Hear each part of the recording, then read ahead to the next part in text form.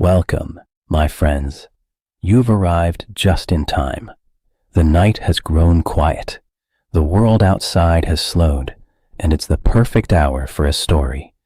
My first tale has awakened, a story meant to keep you company as you drift into dreams. Let your mind wander through the dark and the beautiful, through secrets that stir beneath the moonlight. And if you enjoy tonight's visit, linger a little longer. Like, subscribe, and stay tuned for the next chapter. I'll be waiting here when the night calls you back. Tonight, I want you to walk with me into New Orleans in the early 1920s. The year is 1923. Prohibition is the law, but the city never really listens.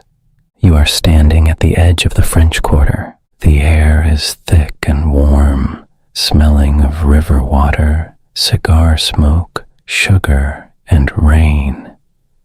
You hear a carriage wheel clatter over cobblestones. A woman laughs behind a balcony curtain. Somewhere, a trumpet sighs through a slow, sleepy jazz line. You take one step forward. Your shoe scrapes gently over stone. The sound feels louder than it should, as if the whole quarter is listening. Gas lamps glow a tired yellow. Shadows lean long and thin along the walls. Wrought iron balconies curl above you like black lace against the sky. The moon is swollen and hazy, sitting low over the Mississippi. Every now and then, you hear the river breathe, a long, slow rush as a boat passes by. With each breath you take, the world behind you falls a little further away. You are here, in this street, in this hour. Nothing else matters. You walk deeper into the quarter. Your fingertips slide along a cool brick wall. You feel every groove and chip, like the city is letting you read its skin. A door opens somewhere, spilling out a burst of piano and laughter. Then it closes again, and the night eats the sound whole. That is when you feel it. A small tingle at the base of your neck. Not fear, more like a gentle tug, as if someone has just noticed you. You slow your steps. You look left. You look right. Balcony railings, closed shutters, a cat slipping between trash cans. Nobody, but the tingle behind your neck grows stronger. You pass the old St. Louis cemetery wall, pale stone mottled with moss and time. You think of stories you have heard, stories about conjure women, about grey bags, about wishes granted and prices paid. You smile to yourself. Old stories, that is all they are, until the air changes. The air gets a little cooler, a little sweeter. You smell magnolia and something darker underneath, like iron and smoke. A low voice behind you melts into the night. Bonsoir. You turn. He is standing half in shadow under a crumbling brick archway.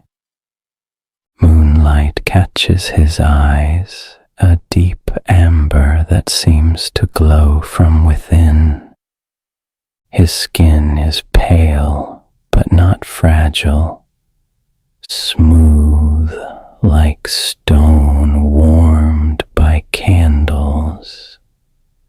He wears a dark suit, the jacket open, shirt collar loose, as if he has just stepped out of a dance hall and into a dream. His mouth curves in a small, knowing smile. Out late, he says softly, and all alone. His voice feels like warm bourbon sliding down your throat in one slow sip. You try to answer, but the words tangle on your tongue. He takes a step closer. His shoes barely make a sound. Forgive my manners, he murmurs. I am Lucien Lavaux. The name curls through your mind like smoke. Lavaux. You have heard it in stories about Marie Laveau, who whispered to spirits and shifted fortunes with a candle and a prayer. Your heart gives one heavy, deliberate beat. Lucien tilts his head, watching your reaction. He says quietly. You recognize the name. They say I am my mother's son, and her mother's grandson, and her mother's memory, all at once. His hand lifts, slow and unhurried, fingertips hovering just above your sleeve before they finally make contact. Cool. Light. He traces a small circle on the back of your hand, the gesture gentle, almost absent-minded, like he is memorizing the shape of you by touch alone. Blood remembers, he says softly. Blood never forgets. Lucien begins to walk, and with a small tilt of his head, invites you to follow. Your feet move before you decide.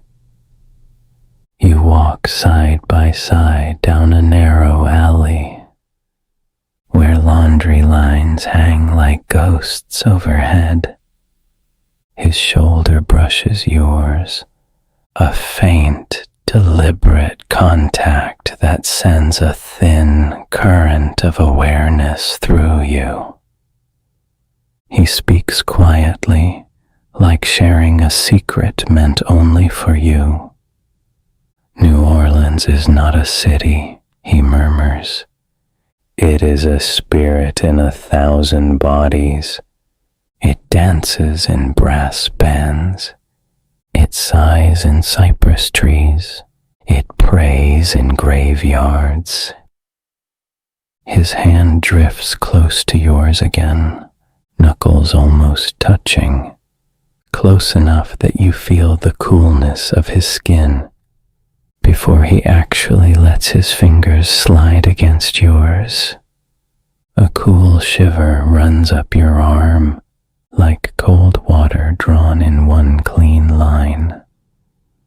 Sometimes, he continues, the city chooses someone to keep it company, someone who will walk with it decade after decade, never tiring, never leaving. You cannot tell if he is talking about himself or about you. A lamp flickers above you.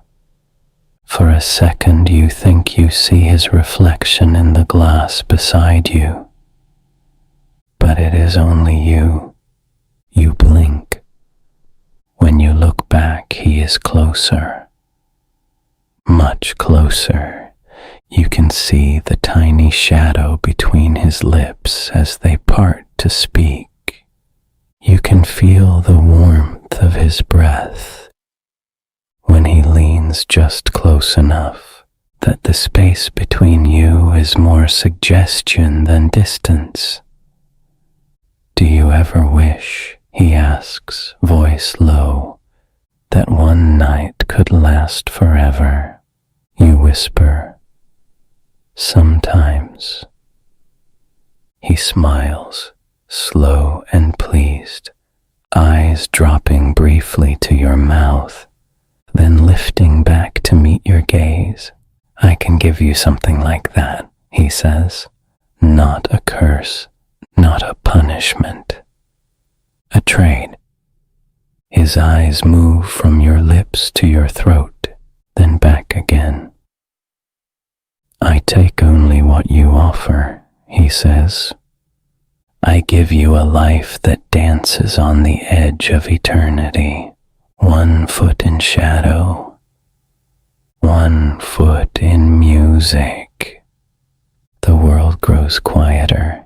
It is just his voice, his breath, the faint whisper of his coat sleeve brushing your arm when he moves. "Listen," he whispers. You hear your own heart, slow, heavy. Each beat a soft drum in your chest. Beneath it, something else creeps in, a low hum like the river, singing far below the streets. I can make that hum be the last sound you hear as a mortal, he breathes, and the first sound you hear is something new. He guides you gently to the side of a quiet building, half hidden from the street. His hand rests on your shoulder, light and reassuring, thumb drawing a slow line along the edge of your collar before settling still and firm. "Look at me," he says softly. You do. His eyes seem deeper now, like two wells of liquid gold. There is hunger there, but not cruelty. A patient, focused wanting, held back by sheer control. "Last chance to turn away," he whispers. You do not move. You do not want to. You feel balanced on the edge of something, like standing with your toes over a rooftop, looking down at the whole glowing city. He nods once. "Very well," he says. "I will be gentle." His fingers brush your hair aside, baring the side of your neck. The backs of his knuckles skim your skin, a slow, lingering stroke that raises a trail of goosebumps. His nails are cool. His touch is careful, almost reverent, as if he is handling something fragile and precious. You feel his breath warm over your skin, each exhale a soft invitation you can almost lean into. He leans in, his lips close enough that you feel their shape against your pulse. Without quite touching, breathe in and out, he murmurs. You do. Again, in and out. Your body relaxes, even as your heart beats louder. One of his hands slips lower, resting flat against the center of your chest. He holds you there, steady, his palm cool, his fingers splayed as if to feel every beat. 2 points of sharpness press against your neck, Not yet a bite, just a promise. Your skin tingles, then burns, then cools again, like a wave rolling over hot sand. When he breaks the skin, the sensation is not what you expect. It is not pain. It is a sudden bright flash, like the first crack of thunder after a long silence. Your breath catches. The world narrows to his mouth on your throat, to the pull. Slow, rhythmic, like the tide drawing back from shore. Your heartbeat stutters, then slows. With each pull, the city grows louder inside you. You see jazz clubs you have never entered. You hear confessions whispered in church pews at midnight. You feel the heavy air of summers not yet come, and the crisp chill of winters long gone. Time stops moving in a straight line. It spirals around you instead, like cigar smoke climbing to the ceiling. Lucian's hand presses more firmly against your chest, keeping you upright, keeping you close.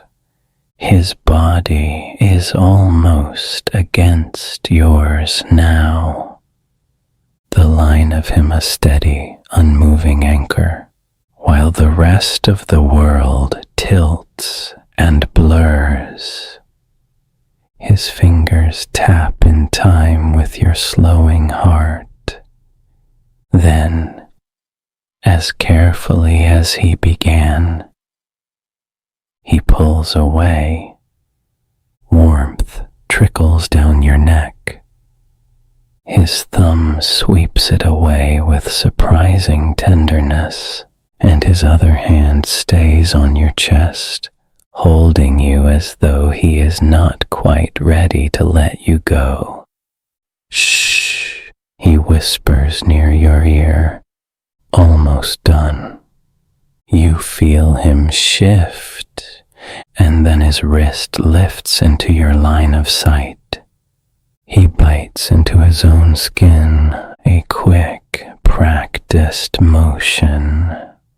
Dark, rich blood wells up, thicker than it should be, gleaming almost black in the dim light.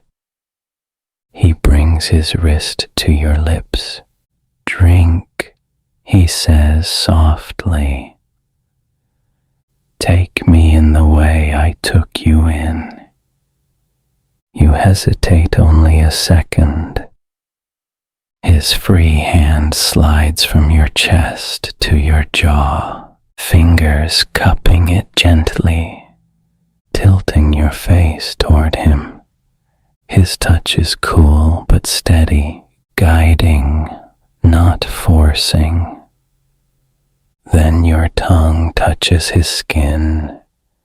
The taste is electric, copper and clove, smoke and sugar, river mud and perfume. Your vision blooms with light. You see the quarter 50 years ago. Horse-drawn carriages, brighter gaslight, narrower streets. You see it 50 years from now. Cars humming, neon buzzing, the same music, the same bones, dressed in new clothes. You see Lucian, younger, older, in different suits, different shadows, always the same quiet hunger in his eyes.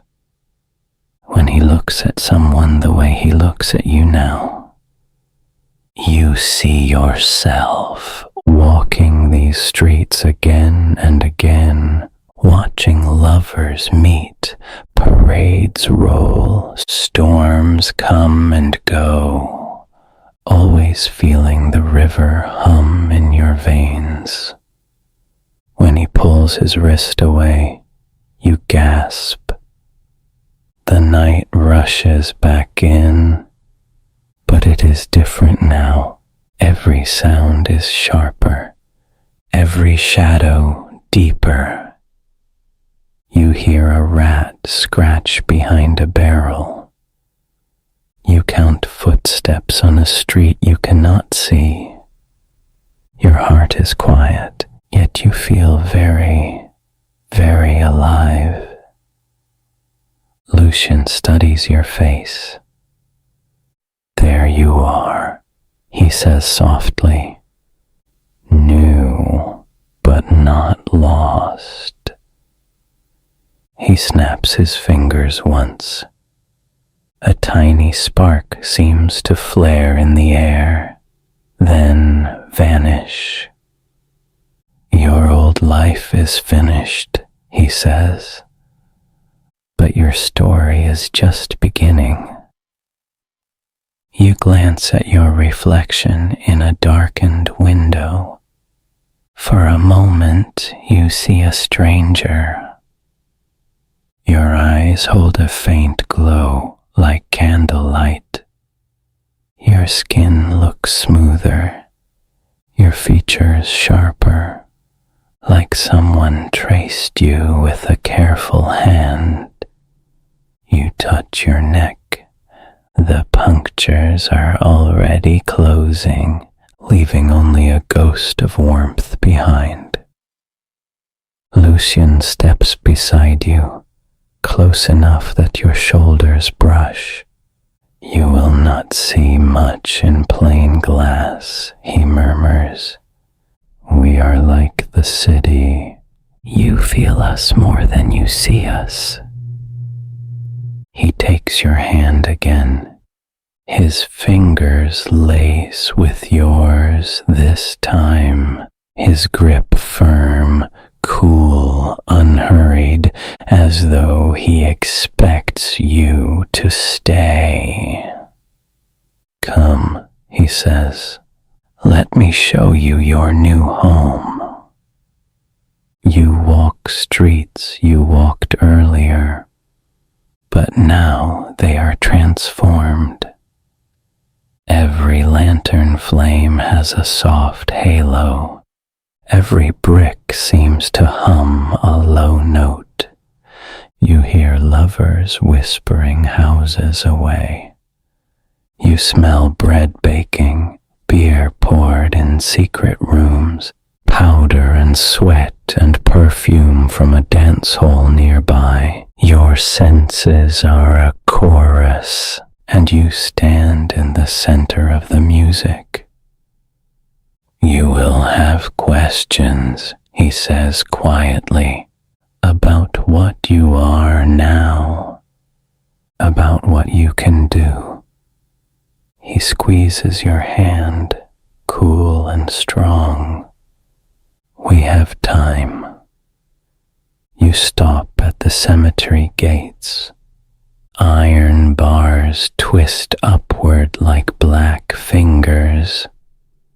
Tombs crowd together, pale under the moon. This is where I was born. Again and again, he says. And this is where, in a way, you were born tonight. A breeze moves through the trees, carrying flowers, earth, and stone.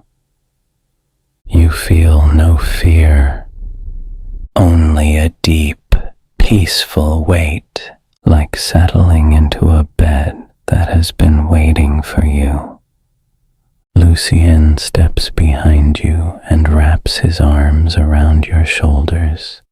His chest rests lightly against your back. His chin settles near the place he bit you, breath warm against your skin. Listen one more time, he whispers. You listen, you hear the river, a constant slow pulse, the city breathing in and out through music and footsteps, the dead, quiet but not gone.